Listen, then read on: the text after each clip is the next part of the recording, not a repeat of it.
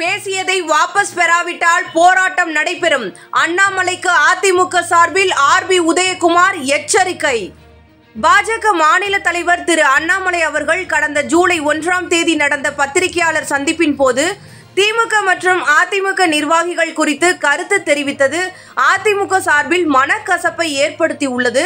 அதை பற்றி எதிர்க்கட்சி தலைவர் திரு பழனிசாமி அவர்களிடம் கேட்கப்பட்ட போது அண்ணாமலை மற்றும் பாஜக குறித்து விமர்சித்த நிலையில் நேற்று நடந்த பத்திரிகையாளர் சந்திப்பில் இது குறித்து சட்டசபை எதிர்க்கட்சி துணைத் தலைவர் ஆர்பி உதயகுமார் அவர்களிடம் கேட்கப்பட்ட நிலையில் பழனிசாமி குறித்து பேசியதை அண்ணாமலை வாபஸ் பெறாவிட்டால் தொடர் போராட்டம் நடத்தப்படும் என எச்சரித்துள்ளார்.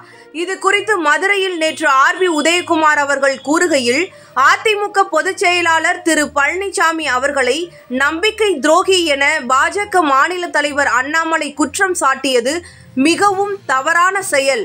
அரசியல் அனுபவம், அரசியல் பண்பு, பொது வாழ்வு அனுபவம் என்று அரசியல் குறித்த தெளிவான புரிதல் இல்லாமல் அவதூறு பரப்பி கற்பனை உலகில் வாழ்ந்து கொண்டே தன்னை முன்னிலைப்படுத்த நினைக்கிறார் என்றும், அண்ணாமலை அவர்களின் அவசர குடுக்கைத்தனத்தால் தான் மக்களவை தேர்தலின் போது கோவையில் தோல்வியை தழுவியது மட்டுமின்றி பிரதமர் மோடி 15 மத்திய அமைச்சர்கள் பிரச்சாரம் செய்தும் தமிழகத்தில் ஒரு இடம் கூட பிடிக்க முடியவில்லை என்றும் கடுமையாக விமர்சனம் செய்த அவர், தமிழகத்தில் பிரதமரை முன்னிலைப்படுத்தியதால் தான் பாஜகவுக்கு ஓட்டுகள் கிடைத்ததாகவும், அண்ணாமலைக்காக யாரும் ஓட்டளிக்கவில்லை என்றும், உழைத்த மூத்தவர்களை புறக்கணித்து குற்ற பின்னணி உடையவர்களை தான் அண்ணாமலை முன்னிலைப்படுத்துகிறார் என்றும் அண்ணாமலை மீதான கருத்தை பதிவு செய்தார்.